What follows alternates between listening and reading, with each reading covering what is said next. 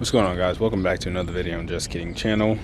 So today I'm gonna be like throwing some hose clamps on the 0.5. It's not really much to do.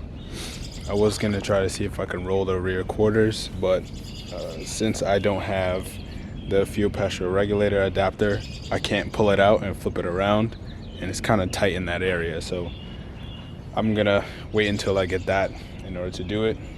Since I put my 240 back together, it has not been running right. Well, I mean, it idles fine and everything. It just won't go into any sort of boost. So, but there are two things that I removed. So, as you guys know, I run a map sensor instead of a MAF sensor. So, I removed the extra wire for the map sensor. It was for Z32 MAF, but if I'm not using it, it doesn't make sense for it to be in the bay. So I removed it. Another thing I removed is the coolant hose that went to the throttle body.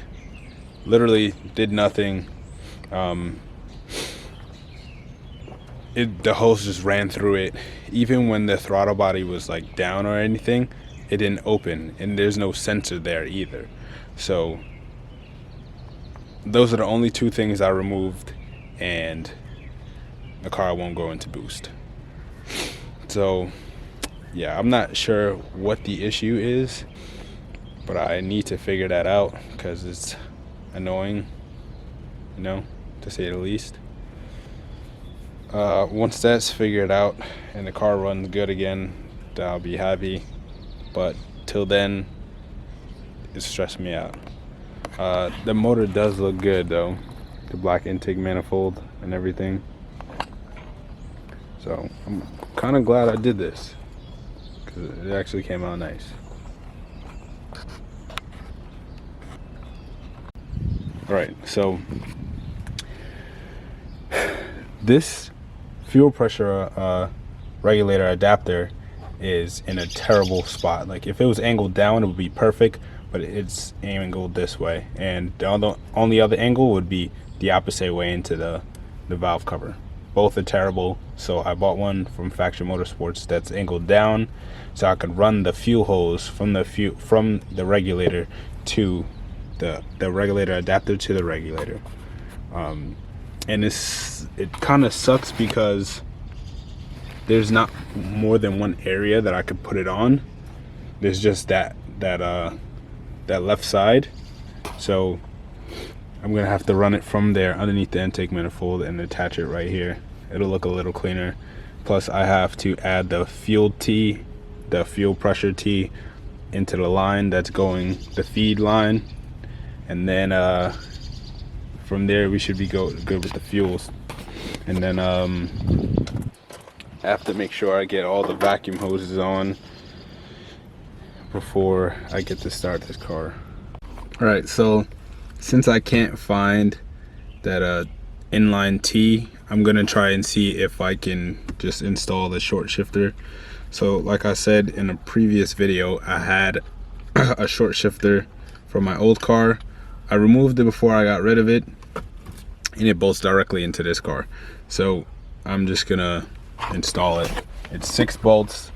It may look easy, but it's really not. I've done this before. The last 2 bolts are the ones that are gonna give an issue. So it goes inside the car like this, but the top 2 bolts are way underneath here. So it's gonna be a little complicated. Just gotta be a little patient and I'll get it in. So before we get started, I want to show you how long these throws are. So the thread from the shift knob literally just broke while I was trying to do this. But that's first gear, right? And then that's second. You see how long the throw is? It's about like maybe like 6 inches. And 6 inches isn't that much, but it's a lot for a shifter. All right, so I got it out. It was a lot easier than I remember, but just the 2 top bolts in the front right here. It just seems like I had to move it, slide it forward in order to get them out, and then it's out. So now I'm gonna be putting this ISR Short Shifter in here. The plastic bushing is already right there. Just gonna replace it. Just gonna slide it in and then call it a day. Alright, so Short Shifter is in, and look at the difference in the throws from here to here.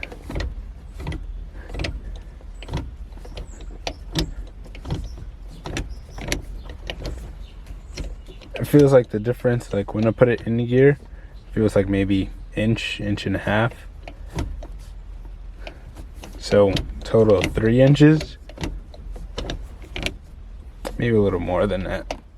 All right, so I found the fuel T for the fuel pressure sensor. I put that in. I'm just waiting on parts now. Now that you guys know that this whole big thing is going on, it takes longer for me to get parts because of that issue. So I got, like I said, I got the one that angles down, so I kind of tuck the hose a little bit, but I guess we'll see about that. And other than that, I have to make sure I figure out a space for the other sensor for the oil pressure. So I'm thinking I might do the same thing with the Red 240. Get the Tomei block adapter with the Circuit Sports oil filter relocation kit. Put those together and make it work like that, because it seems that'll be the only way that I can get it in there for it to be neat, and also so I won't have any more issues. So that'll be that for that video. Please like, comment, and subscribe for more videos. On Thursdays, I'm gonna try and see if I can do a video more about like me talking. I don't like to talk that much, but there's some things that I do want to address, and there's some updates that people are asking me for. So Thursdays will be the days. I wouldn't expect every Thursday, but every now and again. But like I said, please like, comment, and subscribe for more videos.